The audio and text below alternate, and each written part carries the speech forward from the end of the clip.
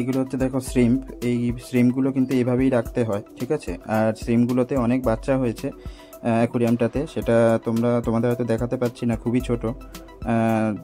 ভালো করে লক্ষ্য করলে বুঝতে পারবে, ছোট্ট ছোট্ট লাফাচ্ছে, প্রচুর বাচ্চা হয়েছে। আর শ্রিমদের রাখতে গেলে কিন্তু এরকম যদি গাছ না দেওয়া হয় তাহলে কিন্তু শ্রিম রাখতে পারবে না, শ্রিম কিন্তু সব মারা যাবে।